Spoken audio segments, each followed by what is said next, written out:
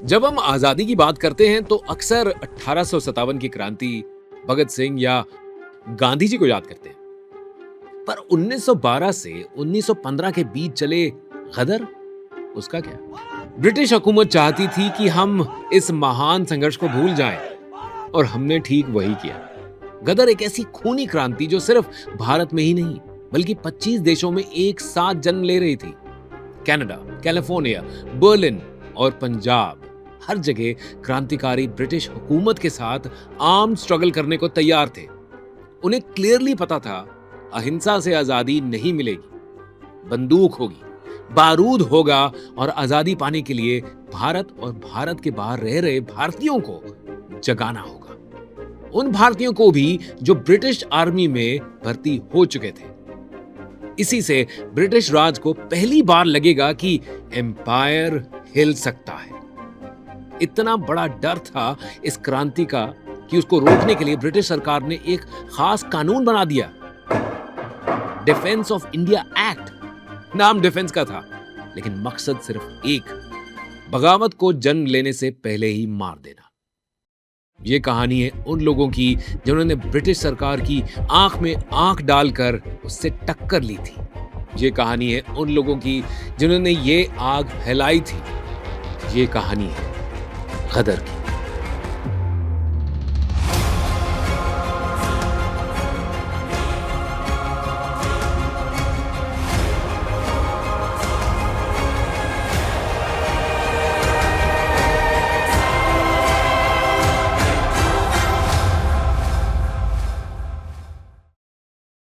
Welcome to confluence history. मैं हूं आपका हिस्ट्री होस्ट सचिन साहनी और आज की कहानी गदर की। सन 1912 दुनिया ने रफ्तार पकड़ ली थी। ग्लोबल सुपर पावर बनने की रेस जोरों पर थी। ब्रिटेन, जर्मनी, अमेरिका जैसे देश अगली बड़ी ताकत बनना चाहते थे। टाइटैनिक जैसे बड़े और तेज जहाज दुनिया को छोटा कर रहे थे। पश्चिमी देशों में लेबर की डिमांड बढ़ रही थी और पूर्वी देश उसे पूरा कर रहे थे। बेहतर जिंदगी की तलाश में चीन, जापान और भारत के अनगिनत लोग 7 समंदर पार कर रहे थे। और इन्हीं लोगों में था 39 साल का पंजाब से निकला हुआ और कर्ज से परेशान सोहन सिंह भाखड़ा।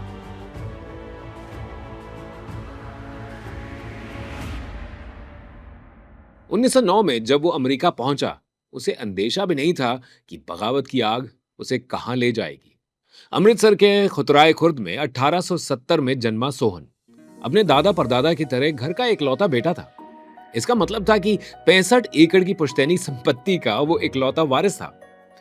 सोहन जब 1 साल का था तब उसके पिता करम सिंह का देहांत हो गया। सोहन की शादी 11 साल की उम्र में हो गई थी। घर में संपत्ति की कमी नहीं थी, कमी थी तो उसे संभालने वाले की।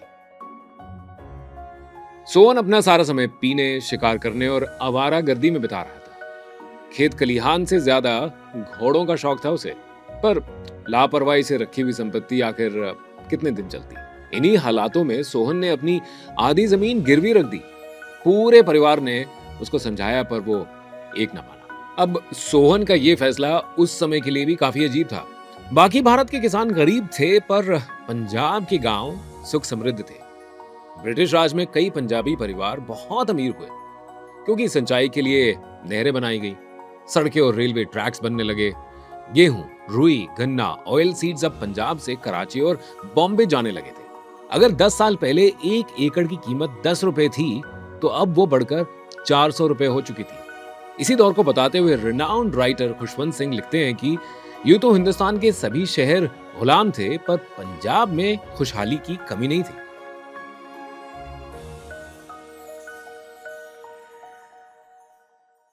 26 साल की उम्र तक सोहन की जिंदगी शराब और उधार में डूब गई थी। फिर कुछ अचानक से बदला। एक दिन शाम को खेतों से गुजरते हुए सोहन ने गुरुद्वारे से गुरबाणी की आती हुई आवाज को सुना। उस दिन के बारे में सोहन ने 1967 की अपनी आत्मकथा मेरी आप बीती में यह लिखा। गुरुद्वारे में दिखाई दिया सफेद लंबी दाढ़ी में एक शख्स और उनके चेहरे का तेज बाकियों से बिल्कुल अलग था। मैं उसको देखता रह गया। उस दिन मुझे लगा कि जैसे भगवान ने सीधा मुझसे बात की। उस संत की वाणी ने सोहन पर गहरा असर डाला। फिर कुछ दिन वो नशे से दूर अपने घर की चार दीवारी में रहने लगा। सोहन जिनके प्रभाव में जी रहा था वो थे बाबा केसर सिंह, जो खुद राम सिंह के भक्त थे, कूका आंदोलन के दूसरे मुखिया।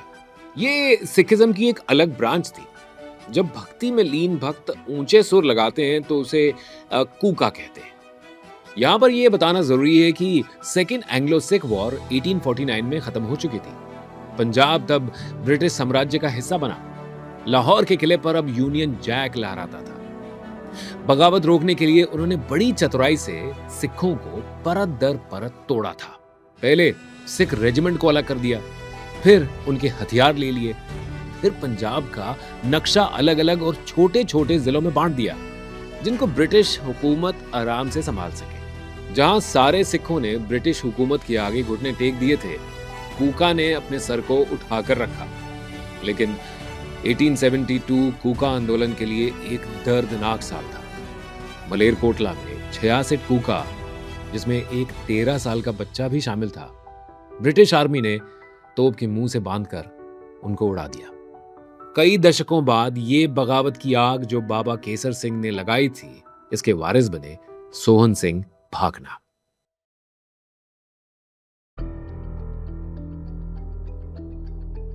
19वीं सदी के खत्म होने तक पंजाब का सूरज डूब रहा था।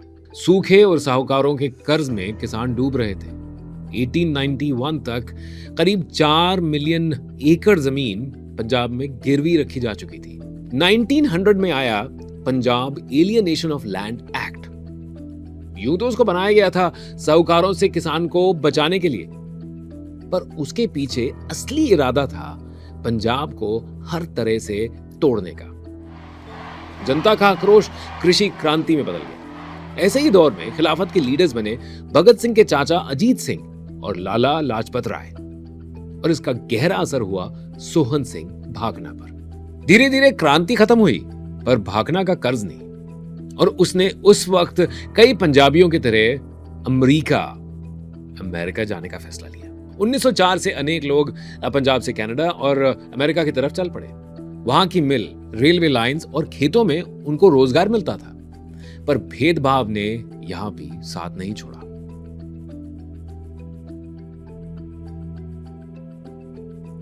पंजाबियों की पगड़ी, दाढ़ी और स्किन कलर गोरों को खटकने लगी थी।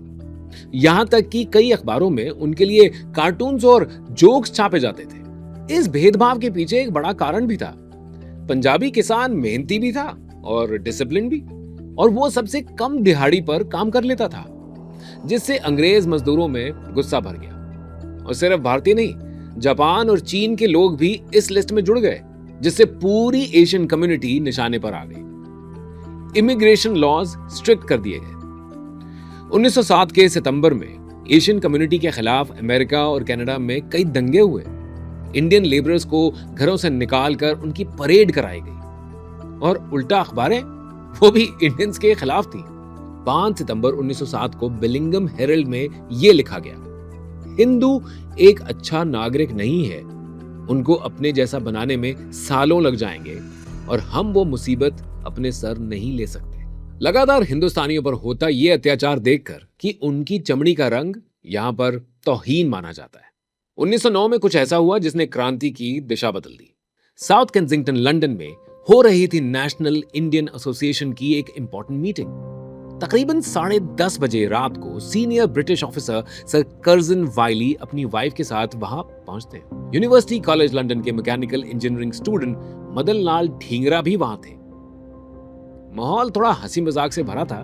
इसी दौरान ढींगरा ने अपने कोट से जब एक अचानक बंदूक निकाली, एक गोली के शोर से पूरे हॉल में सन्नाटा छा गया। फिर 4 और गोलियां दागी। इन 5 गोलियों में से 4 सीधा कर्जन वाइली के चेहरे में जा घुसी और उसे उनकी मौत हो गई। उसके लगभग 1 महीने बाद अगस्त 17, 1909 में ढींगरा को फांसी की सजा सुनाई गई। उनके आखिरी स्टेटमेंट को कोर्ट में सुनाने से मना कर दिया गया, लेकिन विनायक दामोदर सावरकर, जो ढींगरा के गुरु समान थे, उन्होंने अपने साथी के शब्द डेली न्यूज में पब्लिश करवाए। उनकी आखिरी स्टेटमेंट थी, मैं अपने पक्ष में कुछ नहीं कहना चाहता, मैंने जो किया उसे इंसाफ कहते हैं। जहां तक मेरी सजा की बात है, किसी अंग्रेज अदालत के पास मुझे सजा देने का या मुझे जेल में डालने का हक नहीं है। और मैं इस बात पर कायम हूं कि जैसे अंग्रेज का जर्मनी के खिलाफ लड़ना देशभक्ति कहलाती, अगर वो इस देश पर कब्जा करने आते तो जो मैंने किया वो भी देशभक्ति ही है। ढींगरा ने जो किया उस पर काफी मिला जुला रिएक्शन आया। गांधी जी ने उनके इस काम को कायरता कहा और दूसरी तरफ ब्रिटिश चर्चिल ने कहा ढींगरा का स्टेटमेंट स्वतंत्रता की कहानी में लिखे जाने वाली सबसे अच्छी स्टेटमेंट है। आजादी की चिंगारियां नॉर्थ अमेरिका में भी उठ रही थी। 1907 से ही रामनाथ पुरी और तारकनाथ दास जैसे लोग प्रेस में ब्रिटिश राज को खुली चेतावनी देने लगे थे।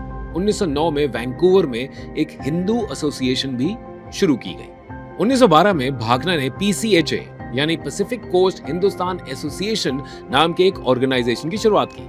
पर आजादी की लड़ाई के लिए उठने वाली आवाजें सिर्फ पढ़े लिखे लोगों तक पहुंच रही थी। इसका मतलब हजारों की तादाद में अमेरिका में काम करने वाली मजदूर जनता उसे समझ नहीं पा रही थी।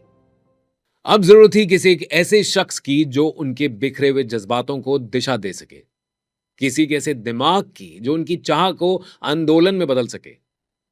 उन्हें जिस आदमी की तलाश थी, एक लाजवाब जीनियस, वो 1 साल पहले ही यूरोप से अमेरिका आ चुका था। PCHA अब बहुत जल्द गदर पार्टी बनने वाला था, क्योंकि गदर की शुरुआत हो चुकी थी।